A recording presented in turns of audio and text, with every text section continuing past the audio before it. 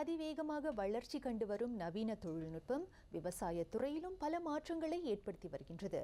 காலநிலை மாற்றம், தொழிலாளர் பற்றாக்குறை, உற்பத்தி செலவின் அதிகரிப்பு மற்றும் குறைந்த விளைச்சல் போன்ற பிரச்சினைகள் விவசாயிகளின் வாழ்வாதாரத்தையும் நாட்டின் உணவு பாதுகாப்பையும் பெருமளவு பாதிக்கின்றன. இத்தகைய சூழலில் நெல் விவசாய துறையில் நவீன தொழில்நுட்பங்களை அறிமுகப்படுத்தி அதன் மூலம் உற்பத்தியை அதிகரிக்கும் முயற்சியில் மேற்கொள்ளப்பட்ட தூய நெல் திட்டம் குறிப்பிடத்தக்க வெற்றியை பதிவு செய்துள்ளது.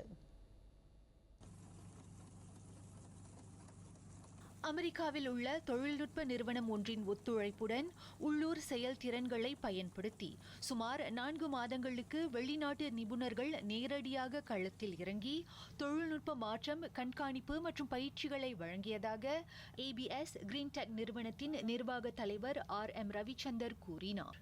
அவங்க வியட்நாம், கம்போடியா, லாவோஸ், தாய்லாந்துல சிறப்பா அங்குள்ள விவசாயிங்க, குறிப்பா நெல் வயல் வச்சிருக்கிறவங்களுக்கு உதவி செய்யறாங்க.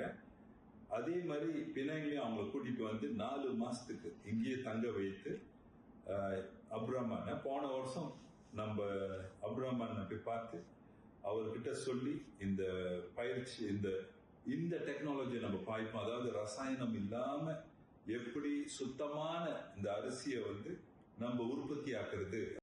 இந்த நவீன தொழில்நுட்பத்தின் மூலம் வயல்வெளியில் ஏற்படக்கூடிய விளைவுகளை நேரடியாக பார்வையிட்ட பின்னர் சிலர் அம்முறையை பயன்படுத்த ஆர்வம் காட்டியதாக அவர் கூறினார். இதன் மூலம் நவீன நெல் வயல் முறையில் நம்பிக்கையை உருவாக்குவதோடு விவசாய துறையில் புதிய மாற்றங்கள் நிகழ்ந்து இளைஞர்களின் பங்கேற்பை அதிகரிக்கும் என்று ரவிச்சந்தர் நம்பிக்கை தெரிவித்தார். விவசாயிகளுக்கு வயசாகிட்டு போகுது, 60 வயசு 70 வயசு. அடுத்த தலைமுறை வந்தாதான் விவசாயத்துல இறங்கினா தான் நமக்கு மலேசியால உள்ள சாப்பாடு கிடைக்கும். அது முக்கியமா அரிசி, சோறு சுத்தமா வெளியாக்குறதுக்கு, உற்பத்தி ஆக்குறதுக்கு இன்னைக்கு ஒரு நல்ல செய்தி. அதனால அடுத்த தலைமுறைய இந்த ப்ராஜெக்ட் இப்ப நாங்க பினாந்தியில செஞ்சது ஒரு வெற்றியான ப்ராஜெக்ட். இதனிடையே இத்திட்டம் மேலும் பல மாநிலங்களில் விரிவுபடுத்தப்படும் என்று அவர் கூறினார். உள்ளூர் அளவில் IADA எனப்படும் ஒருங்கிணைந்த வேளாண்மை மேம்பாட்டு அமைப்பு பினாங்கு மாநில வேளாண்மை துறையுடன் இணைந்து இத்திட்டத்தை வெற்றிகரமாக நடத்தியதாக ரவிச்சந்தர் தெரிவித்தார்.